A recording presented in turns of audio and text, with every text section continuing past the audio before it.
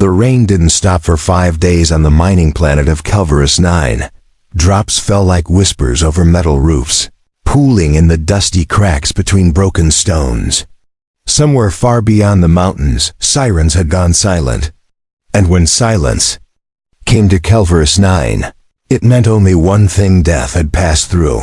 A small alien girl crouched beside a wrecked wall, her silver skin slick from the rain. Her eyes were missing, not injured, not closed, but truly never there. Where sight should have been, only smooth, soft skin remained. She held a broken communicator in her trembling hands. The war had taken everyone: the soldiers, the villagers, even her own mother. The last words she remembered were not in her language. They were human, simple, calm. "Don't move, I'll come back." She didn't know what they meant. But she waited. His name was Theo, a human engineer sent to evacuate survivors before the enemy ships turned the zone into ash. He found the girl by accident, half buried under scrap and debris, her fingers gripping a strand of torn fabric. She didn't cry. She didn't speak. But when he touched her hand, something changed. Her head tilted. Her mouth trembled. And for the first time in her life, she whispered, "Light." Theo froze. The girl without eyes had spoken. She could see, she said, only when he touched her. No one believed him when he radioed command. But he didn't care. She was the last of her kind. A species known for their sonar abilities. But this was different. Theo didn't know if it was some neural reaction or a bond too deep for science. All he knew was when he held her hand, her head moved like she could follow him. As if shadows and shapes were blooming inside her mind. The enemy returned 2 days later, this time with scouts, not bombs. They were hunting survivors. Theo kept the girl close, hiding in the deep tunnels of the mine. She didn't speak much. But she clutched his wrist like it was her only anchor in the dark. They moved by memory, by instinct. Theo's flashlight died on the 3rd night. But she guided him through the tunnels. Somehow she knew the paths. She could feel the stone, sense the heat, and when their pursuers drew near, she would stop, tilt her head, and motion silently to wait.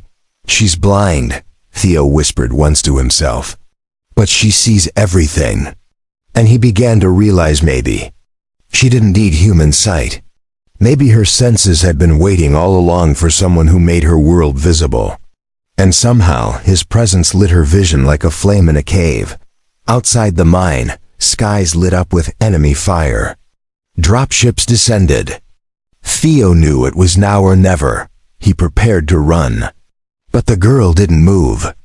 She stood still, facing the rain. Her lips parted, and she said a name, his, not in human words, but in a sound that wrapped around his heartbeat like a song. Theo reached for her.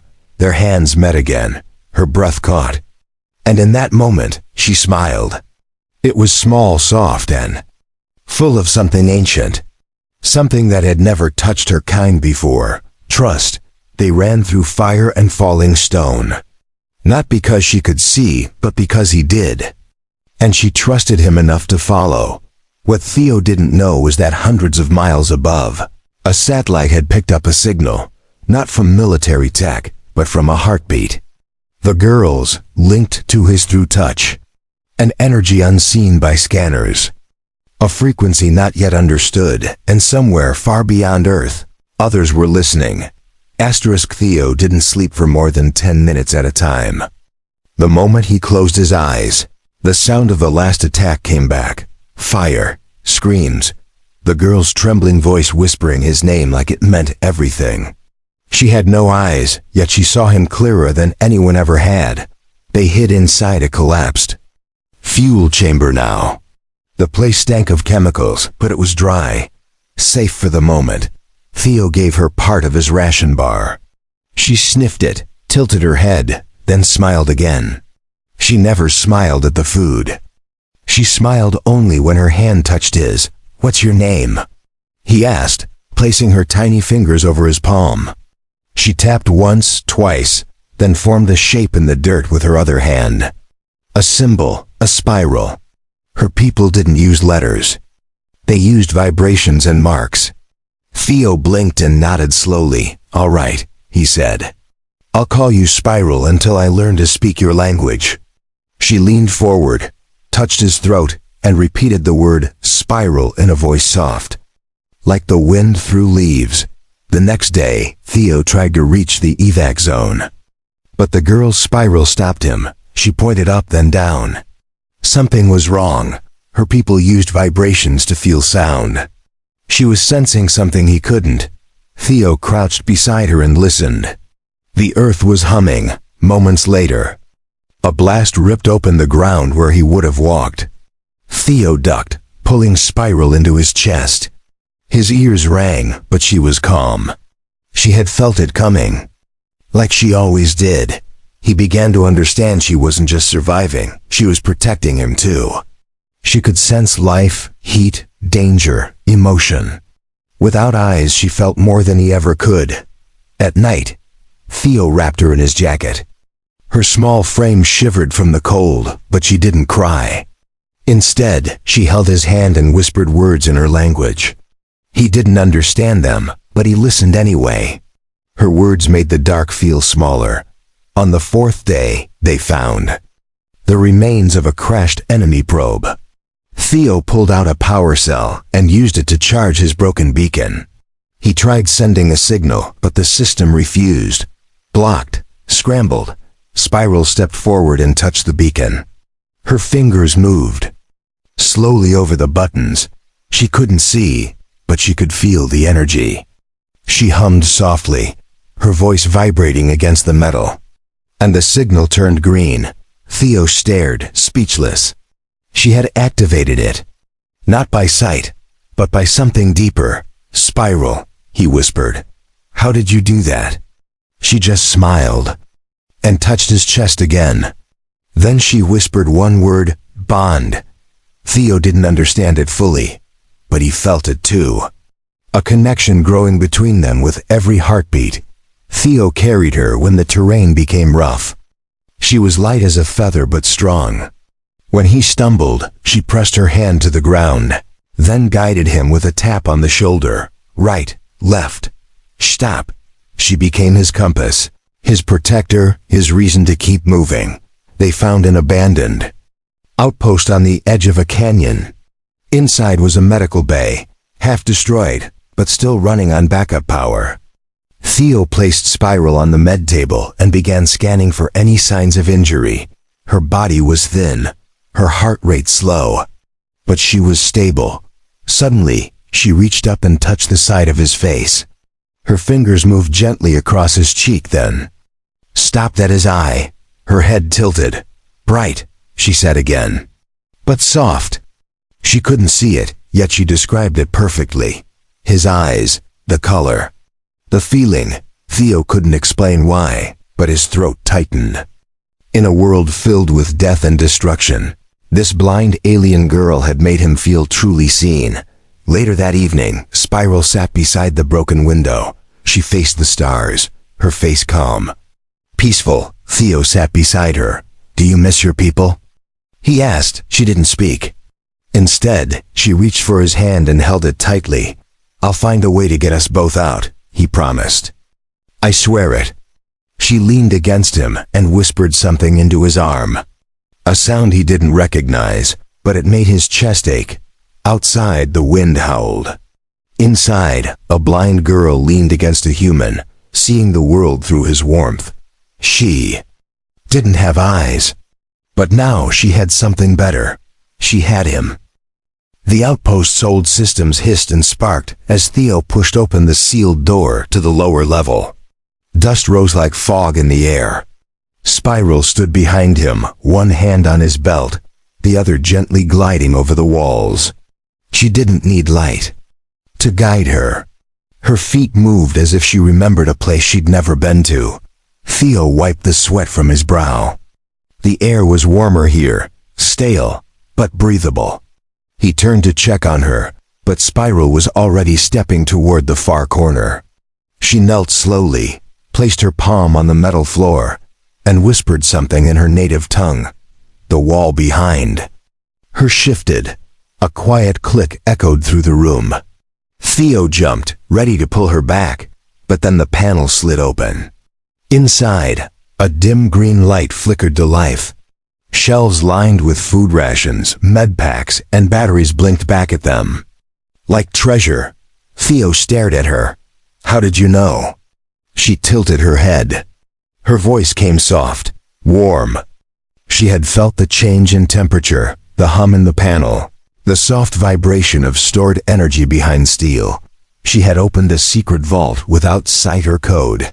Theo nodded with a smile. "You really are amazing." Spiral didn't smile. This time, she simply stepped forward and took his hand. They stayed inside the outpost for 2 days. Long enough for Theo to rest, to clean his wounds, and study the ancient alien texts on the console. Most files were corrupted, but one survived. A report written by a scientist who had studied Spiral's kind. The report called them the HFY, a peaceful race born without sight, evolved to sense vibrations, pressure, emotion, and biosignals through advanced neural mapping. One line stood out more than any other. The HFY do not see the world with eyes, but with connection. When bonded, they become living receivers of another's soul. Theo blinked at the screen. His heartbeat slowed. He looked at Spiral, now sleeping under a blanket beside the heat vent. She wasn't just feeling his skin. She was seeing his soul. She was mapping him with every breath, every heartbeat, every word. She trusted him completely. The next morning, alarms blared through the metal halls. Enemy scouts had returned. Theo grabbed his gear. Spiral sat up, alert without sound. She turned toward the alarm and nodded. 3, she said. 2 fast, 1 near. Theo stared. She was counting them by feeling the pressure of their boots through the floor. He pulled her close, held her hand tight, and moved toward the vents. Spiral stopped him. Her hand rose, flat and slow. "Wait," she tapped his chest. "Quiet heart," she whispered. Theo took a deep breath and focused. His pulse slowed. His panic dropped. Above them, the sound of metal boots echoed past the hallway. Then silence. Spiral waited, then nodded. Clear. They climbed through the vent system for hours. Theo's arms burned.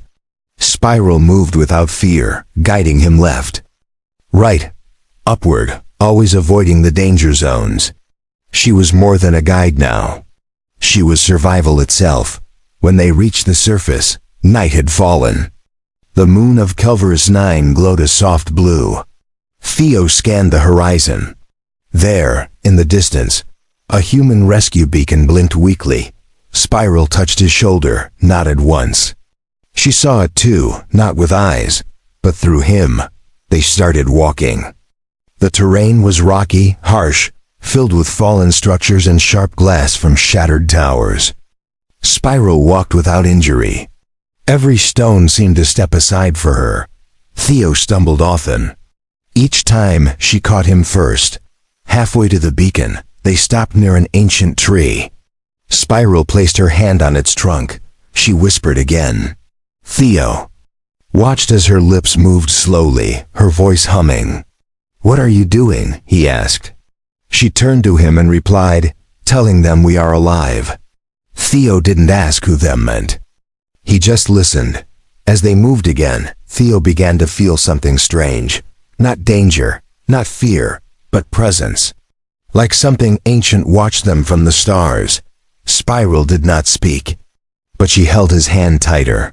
Like she too felt the eyes of the universe. The final ridge before the beacon was steep. Theo struggled to climb. Spiral placed both hands against his back and pushed gently. Her strength was small, but steady. She never let go. When they reached the top, Theo collapsed beside the beacon. It blinked red, low power. Spiral didn't hesitate. She touched the beacon, whispered again, and it turned green. Signal sent. Location confirmed. Help would come soon. Theo looked at her in silence.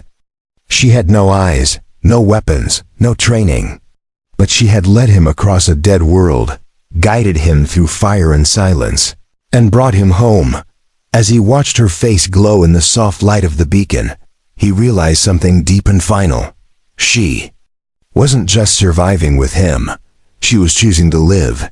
The sky cracked open with the thunder of descending engines. Dust flew as the rescue shuttle landed near the beacon. Theo shielded Spiral with his arm, even though her senses had already told her what was coming. Her head turned before the ramp touched the ground. She felt the vibration of hope approaching. Soldiers rushed out, guns raised, checking corners and scanning the area. Theo raised both hands and shouted, "Human, survivor, with one civilian." A soldier nodded, lowered his weapon, and approached them slowly. He froze when he saw Spiral. The others followed, whispering among themselves. Theo could hear the doubt in their voices. An alien child, no visible eyes. No family, no papers. "She's coming with me," Theo said firmly.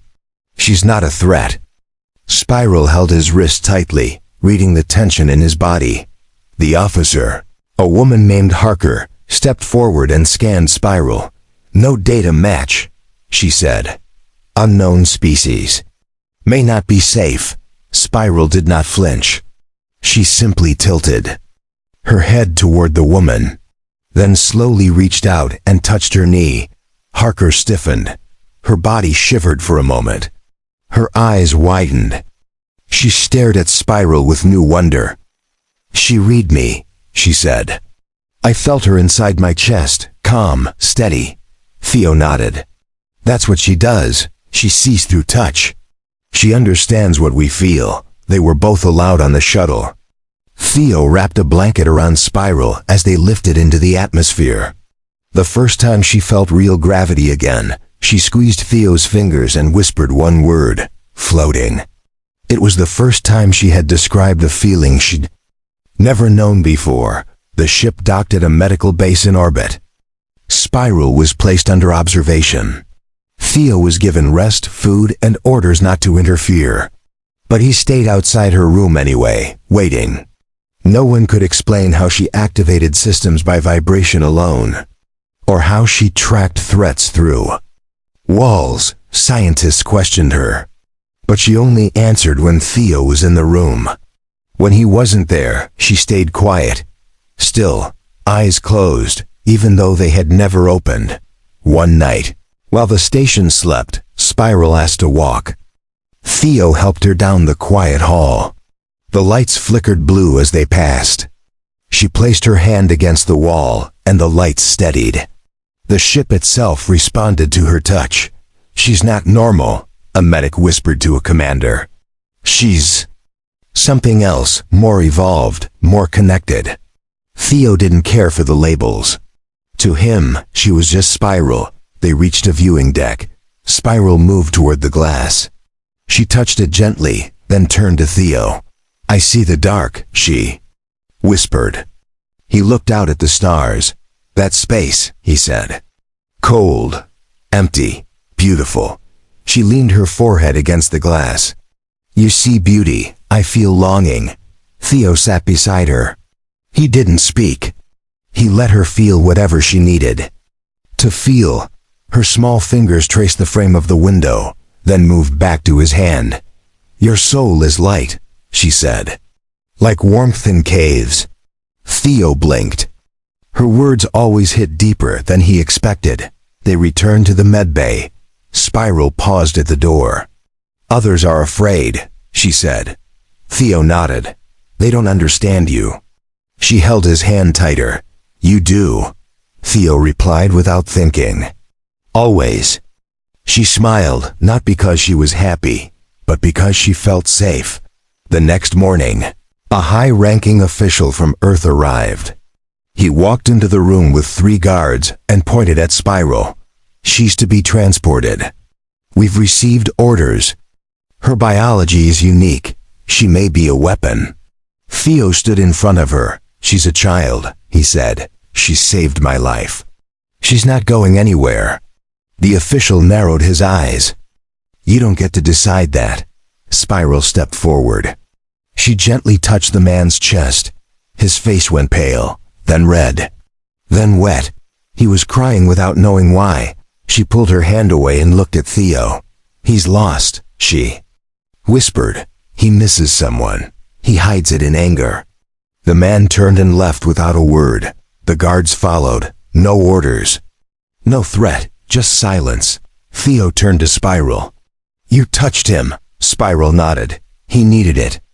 And in that moment, Theo realized how powerful she truly was. Not because she could see without eyes, but because she could heal without words. Later that evening, Spiral sat beside a digital tablet. She asked Theo to describe things.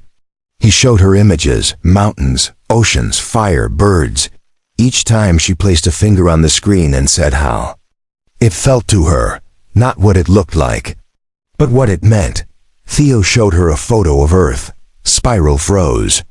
Home, she said. Not mine, yours, but I feel it in you. Theo placed his hand over hers. Maybe it can be yours too. Spiral leaned her head on his shoulder. For the first time, she didn't need to speak. Her silence said more than any word could. She was no longer just surviving with him. She was becoming a part of him. Earth's atmosphere wrapped the shuttle in a golden haze as it descended. Spiral sat beside Theo, her small hand gripping his wrist. Though her face was calm, her body was alert. Every vibration, every shift in pressure, she felt before the sensors did. The moment the shuttle touched ground, Spiral leaned toward the window. Her hand rested on the cold glass. Warm under me, she whispered. Living soil. Theo smiled. That's Earth. That's home. Spiral tilted her head. Yours. But I can feel it calling me too. They landed in a peaceful zone far from the city noise. A safe center built for survivors of the war. Theo had requested it himself. Not because Spiral needed peace, but because the world needed to. Meet her gently. The building was quiet, filled with soft lights and smooth halls. Spiral walked slowly through each room, brushing her fingers against walls, feeling the pulse of electricity. She paused near a garden inside the center. Her hand hovered over a blooming flower. It sings, she whispered. Theo bent down beside her. It's called a sunflower. Spiral nodded once. It remembers light. Theo had no answer. Only a deep feeling in his chest that she understood things beyond the reach of science. Each day, she explored more. Sometimes alone, sometimes with Theo close behind. People in the center watched from a distance. Some were afraid. Others were curious.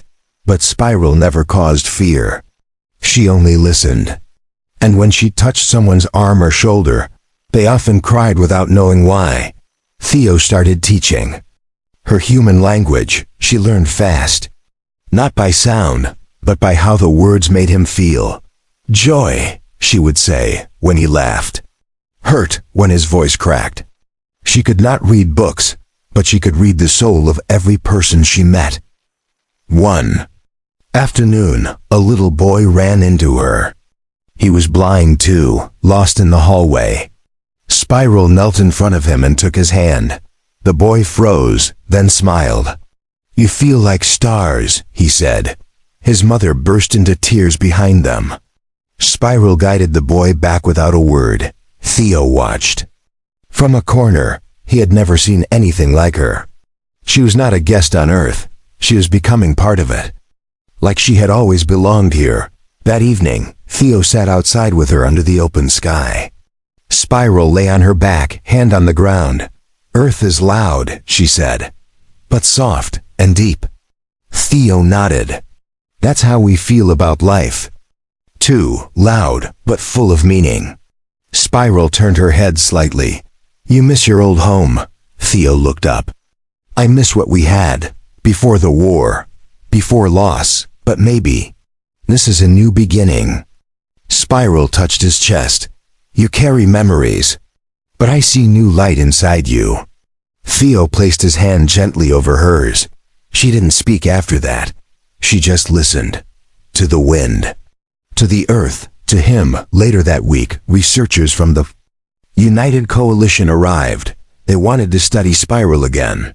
This time, with better tools and careful respect. Theo agreed, but only if he could stay beside her. Spiral nodded without fear. I want them to learn, she said. But I want them to feel. In the lab they measured her neural responses.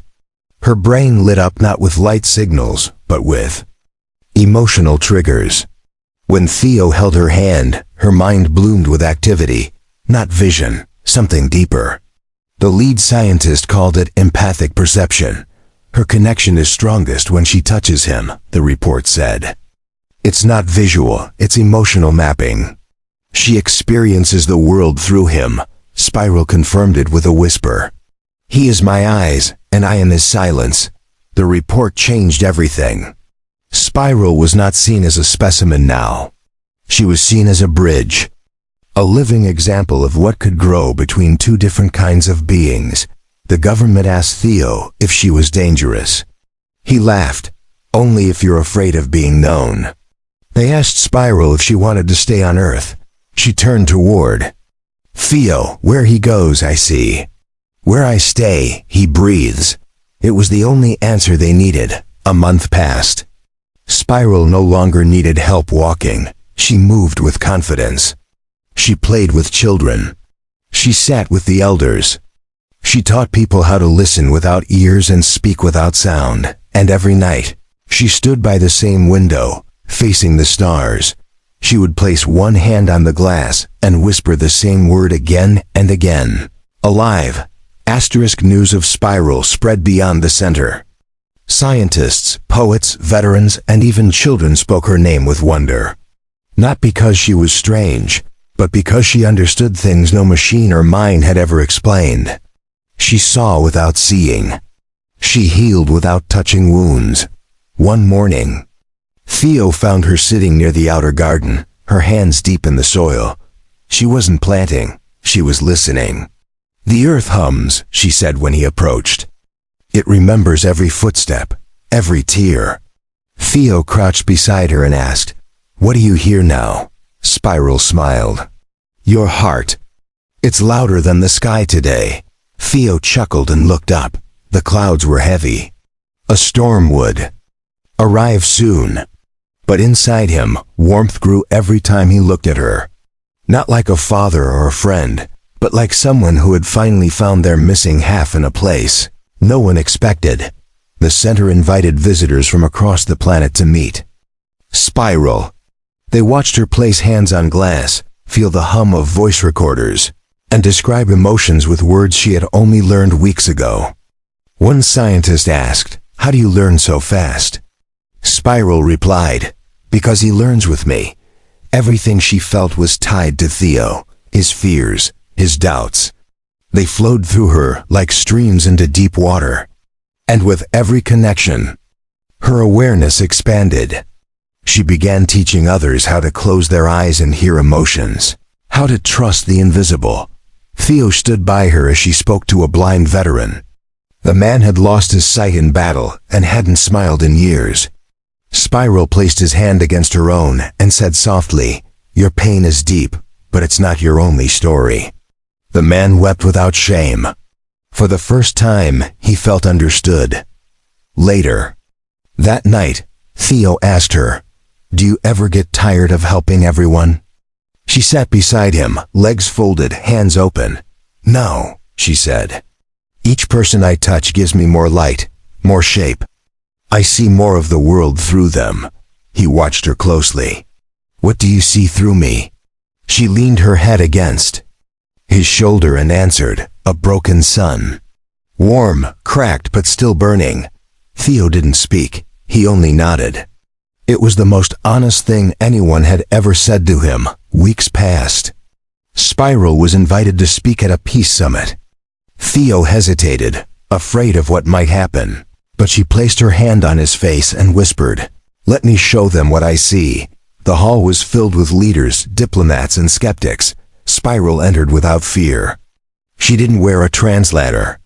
She didn't need one. her voice carried without force. You fear what you don't feel. You fight what you cannot hear. Close your eyes. Hear each other. Some did. Some refused, but the room changed. One by one, Spiral approached them. A general, a protester, a politician. Each one she touched lowered their head afterward, stunned into silence. When Theo joined her on stage, Spiral reached out and took his hand. He is not just human, she said. He is my mirror. I see the world through his kindness. Theo turned red, but held her hand tighter. The speech was not long. Spiral never said more than needed. Yet afterward, the news channels called it the most powerful moment of the year. Back at the center, Spiral asked to visit the mountains. Theo agreed. They traveled by foot and by hoverbike until they reached a high cliff overlooking the green valley. Spiral stood at the edge, her arms open wide. The air here sings louder than the cities, she said. Theo sat on a rock nearby. It's where my mother used to bring me, he said. I haven't come here since she passed. Spiral turned toward him. She left songs in the stone, she said. I can feel them. He closed his eyes and breathed in. For the first time in years, the memories didn't ache. They warmed him. Because Spiral was there, turning grief into something whole. They camped under the stars. Spiral traced the sky with her fingers, though she could not see it. Each star is a thought, she said. A story waiting to be told. Theo stared upward and replied, Then this sky is full of you. She leaned closer. And you are the reason I can see it. That night, they didn't speak again. They didn't need to. The wind whispered between them. And even in the silence, they were never alone. Spiral stood before the United Planetary Council, her feet steady on the smooth white floor.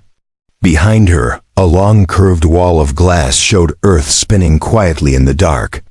She could not see it, but she felt its pulse through her boots, through the metal, through Theo's breath beside her. The chamber was filled with species from across the galaxy. They watched her in silence, some with curiosity, others with doubt, a few with fear. But Spiral showed no fear. She stepped forward, lifted her hand and spoke gently. I am Spiral, she said.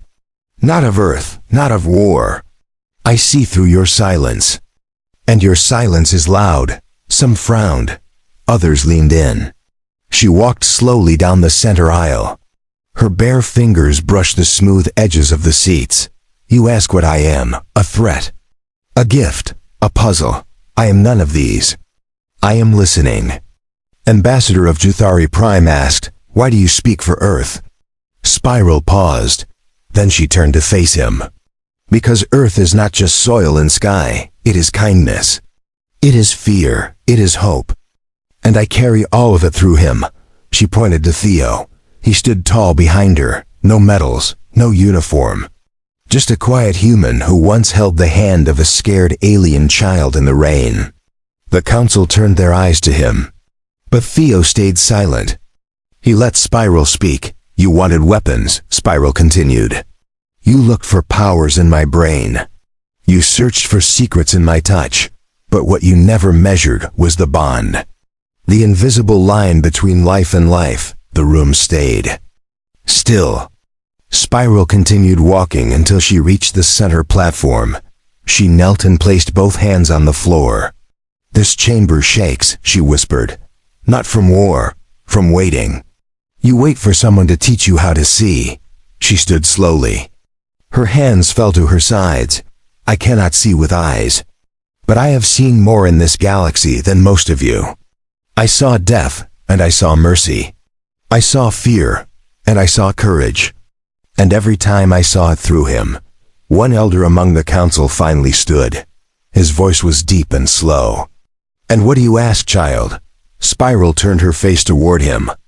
I ask you to feel, not study, not capture, just feel. Start there. If we can feel each other, we won't destroy each other. The elder sat down without a word. After the speech, Spiral and Theo were escorted back to their ship. The sky beyond the hangar was soft and silver. Spiral leaned against the railing. "Did I speak well?" she asked. Theo smiled. "You changed history." She reached for his hand.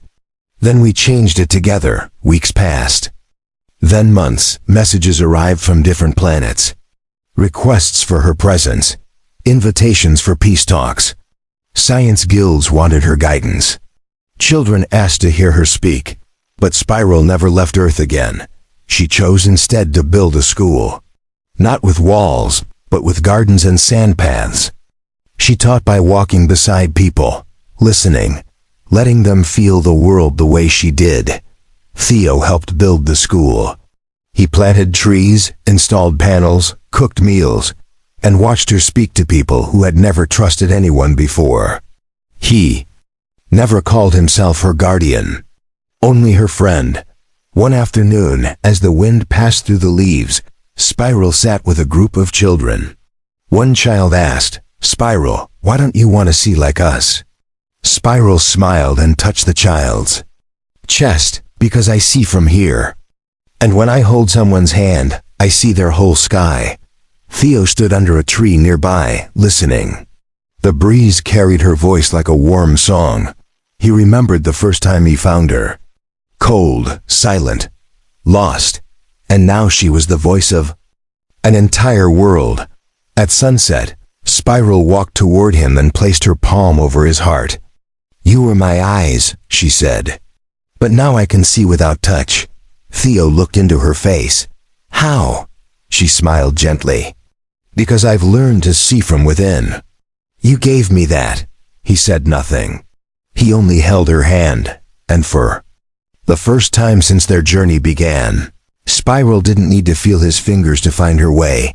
She was already home. Asterisk. The day began with silence across Earth's orbit. No ship moved. No transmission buzzed.